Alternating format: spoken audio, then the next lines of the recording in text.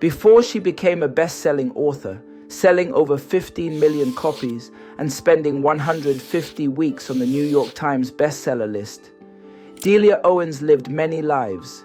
She was a child of the wild, a scientist in exile, a murder suspect, and later, a woman shadowed by controversy.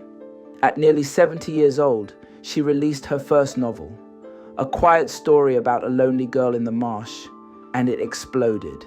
With the backing of Reese Witherspoon's book club and a major film adaptation, Owens became a literary sensation overnight. But while the world fell in love with her story, few knew the author behind it was tied to an unsolved murder case in Zambia, a case that still hangs in the air. She avoids the spotlight, rarely gives interviews, and lives in quiet isolation, still deeply connected to nature, far from the fame she never asked for. This is the story of Delia Owens. Born in 1949 in southern Georgia, Delia Owens grew up in a home that encouraged exploration. Nature was her sanctuary. As a child, she spent endless hours alone in the woods, where she learned early the quiet strength found in solitude, a theme that would later define her writing. Owens pursued her passion academically, earning a degree in zoology and later a PhD in animal behavior. Delia Owens met her future husband, Mark Owens, in a protozoology class at the University of Georgia when they were both graduate students studying biology. They married in 1973, and driven by a shared passion for wildlife conservation, they weren't content with studying animals from afar. Alongside Mark, she ventured into some of the most remote regions of Africa, living among lions and elephants, documenting the raw realities of survival. However, their work in Zambia was not without conflict. The Owens became deeply entangled in local politics and tensions with poachers. In the 1990s, an ABC documentary called Deadly Games aired, showing the execution of a suspected poacher. And although Delia herself was never directly accused of pulling the trigger, Zambian authorities named her, her husband, and her stepson as persons of interest.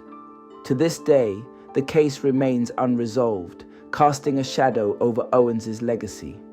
Amid personal and legal battles, Delia Owens returned to the United States, largely isolated, living in a remote cabin in Idaho.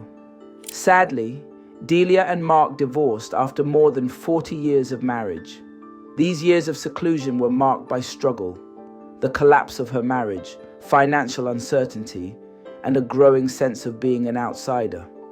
Out of that loneliness came Where the Crawdads Sing, a novel shaped by her intimate knowledge of survival, solitude, and the fierce bond between human beings and nature. The story of Kaya, the marsh girl, is more than fiction. It is in many ways Delia's own story disguised within the tides and grasses. Published in 2018, Where the Crawdads Sing wasn't just a book, it was Delia Owens' second life. She had spent decades as a wildlife scientist, living in isolation, dodging controversy, and eventually retreating from public view altogether. Then, in her late 60s, she did something most people only dream of. She wrote her first novel. Owens didn't have a literary background, although she had published 2 non-fiction books. She wasn't part of any publishing circles, and she pitched her manuscript to nearly 30 agents, most of whom rejected it. She almost gave up, but finally one agent took a chance. That single yes led to a publishing deal with Putnam, and a debut novel that would go on to sell over 15 million copies, spend 166 weeks on the New York Times bestseller list, and be adapted into a major motion picture produced by Reese Witherspoon. For Owens, it was the third act she never saw coming. The marsh girl she created, lonely, wild, and underestimated, wasn't just fiction. It was a mirror. Yet, even as her success soared, questions about her past resurfaced, forcing readers to reckon with the complexity behind the storyteller. Today, Delia Owens resides in North Carolina, where she continues her work as an author and conservationist.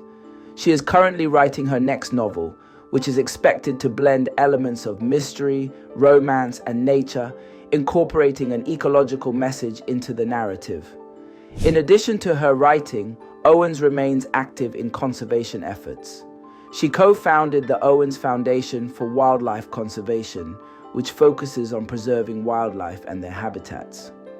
While she maintains a relatively private lifestyle, Owens occasionally engages with the public through interviews and literary events, sharing insights into her experiences and the inspirations behind her work. Her deep connection to nature continues to influence both her personal life and professional endeavors. Delia Owens' life is a paradox, a tale of beauty and brutality, of survival and suspicion. Through it all, she reminds us, sometimes the most powerful voices are those shaped by silence.